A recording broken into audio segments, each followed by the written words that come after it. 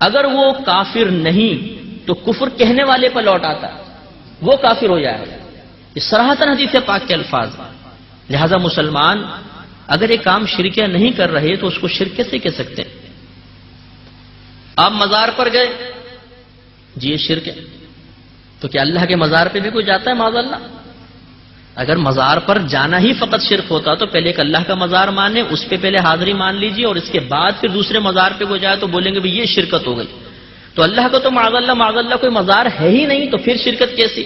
اچھا اگر یوں کہیں کہ نہیں وہاں پہ جا کے طلب ہوتی ہے، استمداد ہے، مدد طلب کی جاتی ہے، تو وہ میں نے آپ کو ابھی بتایا کہ اللہ سے اگر مدد مانگی جاتی ہے تو ذاتی طور پہ سمجھ کے کہ اللہ کی صفت امداد ذاتی ہے۔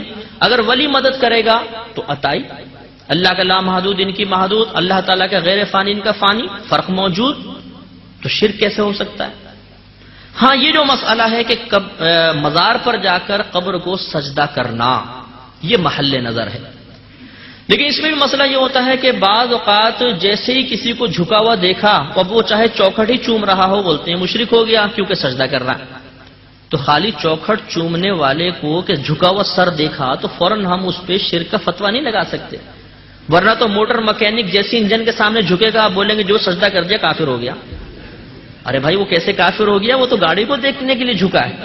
تو خالی جھکنا تو یہ سجدے کی تعریف میں داخل نہیں ہے نا، نیت بھی تو درکار ہے۔ تو اس لیے اب یہ مطلب دم شرک کا فتویٰ جاری کرنا یہ غیر مناسب ہے۔ ہاں اگر کوئی واقعی سجدہ کر رہا ہو تو اب بھی فوراً کافر و مشرک نہیں کہہ سکتے، اس میں تفصیل ہے۔ سجدے دو طرح کے ہوتے ہیں، ایک سجدہ تعظیمی اور ایک سجدہ عبادت۔ سجدہ تعظیمی کا مطلب ہوتا ہے کسی کو عظیم سمجھ کر، قابل تعظیم سمجھ کر اسے سجدہ کرنا، جیسے یوسف علیہ السلام کو ان کے بھائیوں نے سجدہ کیا تھا، قرآن سے ثابت، وہ سجدہ تعظیمی اس شریعت میں جائز تھا۔ تو اگر کسی کو قابل تعظیم سمجھ کے اس کے سامنے جھکے تو یہ سجدہ تعظیمی کہلاتا ہے۔ اس کا شرعاً حکم یہ ہوتا ہے کہ اس طرح سجدہ کرنے والا گناہگار ہے، گناہ کبیرہ کا مرتکب ہے، حرام فعل کا مرتکب ہے، لیکن کافر نہیں ہوتا۔ اور ایک ہوتا ہے کسی کو عبادت کے لائق سمجھ کر سجدہ کرنا، اسے سجدہ عبادت کہتے ہیں۔ جیسے ہم اللہ تعالیٰ کی بارگاہ میں سجدہ ریز ہوتے ہیں، اسے لائق عبادت سمجھتے ہیں اور پھر اس کے سامنے جھکتے ہیں، اس کو سجدہ عبادت کہتے ہیں۔ یہ اگر غیر اللہ کے سامنے کیا تو انسان کافر و مشرک ہو جائے گا۔ اب مسئلہ یہ ہوا کہ اگر ایک شخص قبر کو سجدہ کر رہا ہے، صاحب مزار کو سجدہ کر رہا ہے، ہم نے دیکھا واقعی سجدہ کر رہا ہے، تو اب یہاں پر پہلے تو یہ تعیین کرنی ہوگی کہ یہ سجدہ تعظیمی کر رہا ہے یا سجدہ عبادت، اس کے بعد ہی حکم لگا سکتے ہیں نا۔ اگر سجدہ تعظیمی کر رہا ہے تو کافر و مشرک نہیں، گناہگار، اور اگر سجدہ عبادت کر رہا ہے تو یہ کافر و مشرک ہے۔ تو معلوم ہوا کہ یہاں پر بھی پہلے نیت کا جاننا ضروری ہے کہ وہ کس نیت کے ساتھ سجدہ کر رہا ہے۔ اب ہوتا یہ ہے کہ ہمارے پاس ایک کلاشن کوف ہے اور اس سے کفر اور شرک کے فتوے گولیوں کی شکل میں نکلتے ہیں۔ اب ہم یہ نہیں دیکھتے کہ یہاں پر یہ فتویٰ جاری کرنا بھی ہے، یہاں پر اس کلاشن کوف کو چلانا بھی ہے کہ نہیں چلانا۔ فوراً جو جھکا نظر آیا جی کافر و مشرک ہو گیا، قبر کو سجدہ کر رہا تھا، یہ غلط طریقہ ہے۔ مسلمان کو فوراً ہم کافر و مشرک نہیں کہہ سکتے، آپ اسے نیت دریافت کریں کہ کس نیت سے آپ کر رہے تھے۔ اگر وہ کہتا ہے میں سجدہ تعظیمی کر رہا تھا تو اس کو سمجھائیں پیار سے، محبت سے، یہ آپ غلط کر رہے ہیں۔ صاحب مزار کو ہماری شریعت میں یا زندہ آدمی کو ہماری شریعت میں سجدہ کرنا حرام ہے، آپ ایسا نہ کریں، محبت سے پیار سے اس کو سمجھائیں گے۔ اور اگر وہ کہتا ہے کہ میں سجدہ عبادت کر رہا ہوں تو پھر وہ کافر و مشرک ہے، پھر بھی ہم اس کو محبت سے پیار سے سمجھا کر اس کو تجدید ایمان کروائیں گے تاکہ وہ مسلمان ہو جائے اور شیطانی کے چنگل سے بچے۔ اب بلا اس کی نیت دریافت کیے فوراً اس کو کافر و مشرک کہہ دینا یہ غلط ہے۔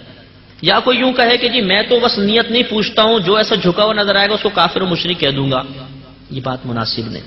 میں سمجھانے کے لیے اکثر کہتا ہوں، آپ نے نماز ختم کی، ایک شخص کھڑا ہو گیا، کہنے لگا آپ سب دوبارہ کلمہ پڑھیں، آپ سب مشرک ہو گئے۔ آپ نے کہا کیوں؟ اس نے کہا میں نے امام صاحب کو دیکھا، وہ سامنے دیوار کو سجدہ کر رہے تھے، پہلی صف امام صاحب کو سجدہ کر رہی تھی، دوسری صف پہلی صف کو سجدہ کر رہی تھی، تیسری صف دوسری صف کو سجدہ کر رہی تھی، آپ سب مشرک ہو گئے۔ تو کیا آپ کلمہ پڑھنا شروع کر دیں گے؟ نہیں، بلکہ اس کو کلمہ پڑھوانا شروع کر دیں گے۔ آپ اسے یہ کہیں گے کہ بھئی ہم بظاہر تو ایک دوسرے کے سامنے جھکے ہوئے تھے، لیکن ہماری نیت تو اللہ کو سجدہ کرنے کی تھی نا۔ اب وہ بولے نہیں میں تمہاری نیت کو نہیں مانتا ہوں، بس تم سب مشرک ہو گئے، تو آپ درست کہہ رہے ہیں کہ وہ درست کہہ رہا ہے؟ تو کون درست کہہ رہا ہے؟ آپ درست کہہ رہے ہیں نا۔ تو معلوم یہ ہوا کہ اصل معاملہ نیت کا ہے۔ تو یہاں تو ہم نیت دریافت کریں، اور صاحب مزار کے سامنے کوئی جھکا ہوا ہو تو اس سے نیت نہ پوچھیں، فوراً کافر و مشرک کہہ دیں، تو یہ درست کیسے ہو سکتا ہے؟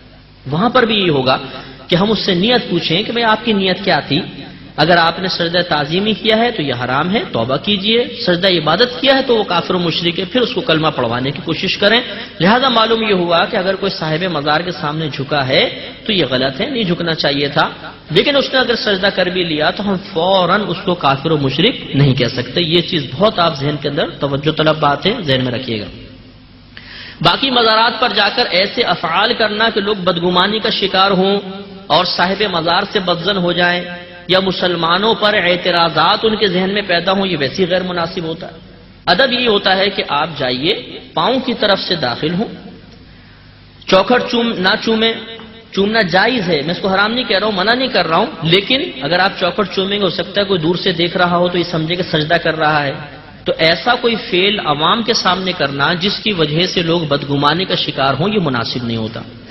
اسی طرح محققین فقہائے اسلام نے اور وہ کہ جو مذہب اسلام کو وضاحت کے ساتھ پیش کر رہے ہیں، ایسے علماء نے اپنی کتابوں میں لکھا ہے کہ قبر کو چومنا بے ادبی ہے، نہیں چومنا چاہیے، بلکہ فرمایا کہ ادب یہ ہے کہ جب آپ قبر پہ پہنچے تو صاحب قبر سے 4 قدم کے فاصلے پر کھڑے ہو جائیں، اس طریقے سے کہ آپ کا جو رخ ہے وہ صاحب قبر کے سینے کی طرف ہو یا چہرے کے سامنے اس طرح کھڑے ہو جائیں، اور پیٹھ کعبۃ اللہ کی طرف ہو، یعنی کعبۃ اللہ پیٹھ کی طرف ہو اور وہ صاحب مزار سامنے ہو۔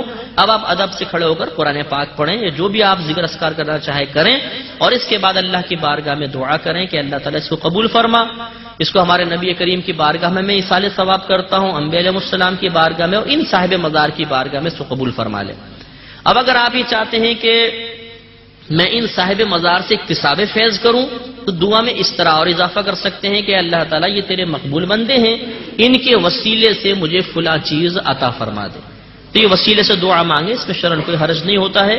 تو انشاءاللہ عز و جل یہ حاضری آپ کی باادب حاضری ہوگی، کسی کو اعتراض کا موقع نہیں ملے گا۔ یاد رکھیے کہ عقیدت کا اظہار وہی شریعت کو محبوب ہے جو دائرہ شریعت میں ہو، اگر مجھ سے باہر نکلیں گے تو پھر یہ عقیدت نہیں ہے، یہ جہالت میں چلی جاتی ہے اور بسا اوقات انسان کو کفر میں بھی مبتلا کر دیتی ہے۔ تو بہرحال آپ کی خدمت میں یہ چند میں نے معمولات عرض کیے، اسی پر آپ ہر جو مسلمانوں میں رسومات جاری ہیں ان کو آپ ان پر یہ اپلائی کر کے دیکھیں، انشاءاللہ آپ کو پتہ چل جائے گا کس کام میں شرک ہے اور کس کام میں شرک نہیں ہے۔ تو اللہ تعالیٰ نے قرآن پاک میں اس آیت میں واضح طور پہ فرمایا اللہ لا الہ الا ہو، کہ اللہ ہی عبادت کے لائق ہے اور کوئی عبادت کے لائق نہیں، اس سے شرک کی بھی نفی فرمائی اور اللہ تعالیٰ نے اپنی وحدانیت کو ثابت کر دیا۔